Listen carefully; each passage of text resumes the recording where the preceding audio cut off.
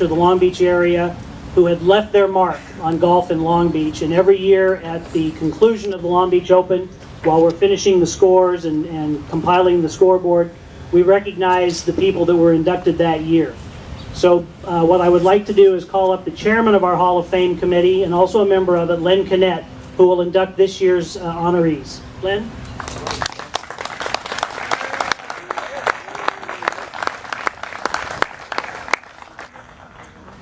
So thank you very much, Bob. Appreciate that very, very much.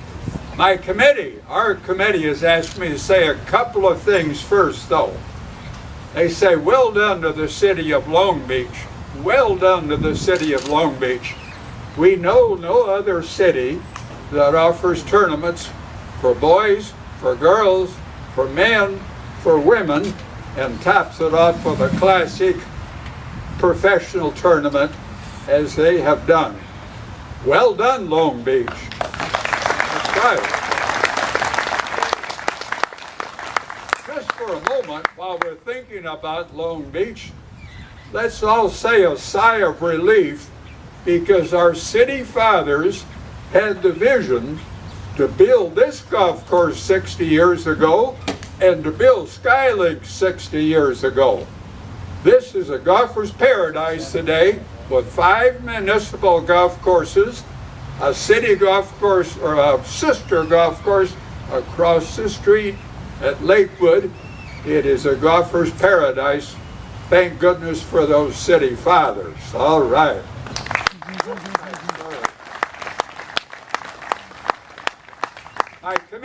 My committee has also asked me to say well done and congratulations to American Golf.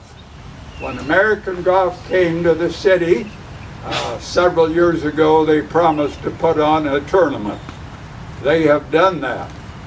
In addition, they have staffed it with people of skill and charm, including my friend Chris Neal, including Bob Chafee, including Kathy. So American Golf, well done. Thank you for the staff like that. This afternoon, it is my distinct pleasure to bring in 2 people that have truly left their mark on the city of Long Beach. First will be Mr. Greg Hetzer. Greg, of course, has been a force in Long Beach golf for several years.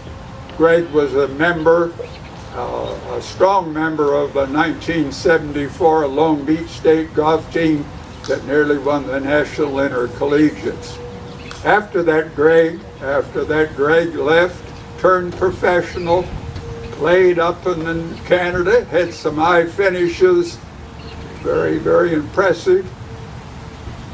Represented Long Beach well at all times. One of Greg's most outstanding achievements at Virginia, a club that takes its championships very seriously. Greg has won the club championship 7 times. If you think those guys are pushovers, one of the members shot 60 the other day on a very demanding Virginia.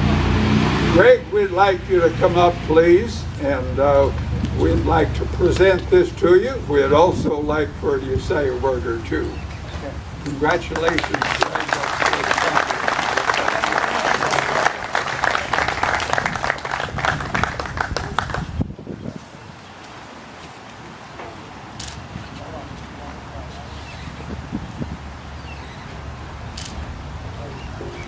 Your honors, buddy. Okay. Well, I'm told to keep this short. All I can really say is Long Beach really is a great place to grow up and to play golf. It's not about me, it's about the other people and the people that you meet in your life that give you the opportunities to play this great game of ours. And I'd like to take a few minutes and thank the people in my life that have made it happen for me. If it was up for me, I've got every shot in the bag. And sometimes I pull out the best shots, and sometimes I pull out the worst shots. So all you have to do is be persistent, and hopefully you keep finding the ball. But here we go. Obviously, my mom and my dad, Joe Hetzer, and my mom, Lila Mae Hetzer. My uncle Buck Harris bought me my first set of golf clubs when I was 6 years old. And I had no idea what the hell to do with them.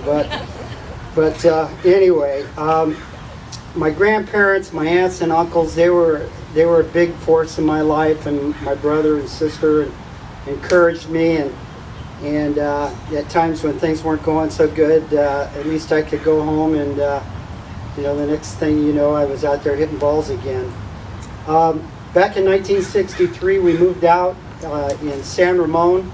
At that time, there wasn't a darn thing around except for a golf course, and my backyard was the 5th green. So that kind of gave me my start, and I picked up range balls, worked in the pro shop, and so on and so forth. But the people I like to thank are Les Papfield, Mike Higgins, the committee, Doug Ives, Frank Newell Jr., who was a pro at Skylinks, that gave a long-haired guy with a mustache and a goatee that could play pretty good a chance to keep my head above water and go play in tournaments. So he was a great guy for that. Skylinks Men's Club. When I qualified for a USGA tournament, they would kind of pony up some money and send me on my way, and it was a big help. And one of those guys was Bill Geiser, Doyle McDowell, Bob San Jose, who's kind of a legend around here as far as being a rules committee guy. I would, playing in these tournaments, I would put him to work, because like I said, I hit it all over the lot, and I've been behind every one of these trees, and I put him to work. He was a good guy with lots of patience.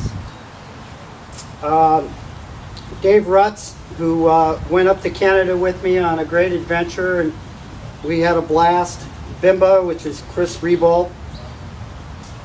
A legend around here many, many years ago is Dick Mortensen, but I call him the pot-bellied weasel. The Bear Man, which is Mike Belmar. Mike Belmar played very well in lots of these Long Beach tournaments, and if you look through the program, you'll see his name in there. Brad Racine, Bob Headley, Russ Dix, and Bill Corbett. They were two of the pros that I worked with as a young man.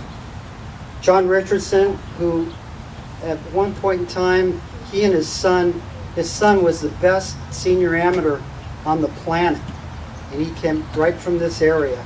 And John Richardson was his dad, and he gave me a lot of help too as a kid. Bo Baugh, Laura Baugh's brother, the guys at Virginia Country Club, and most important is my wife.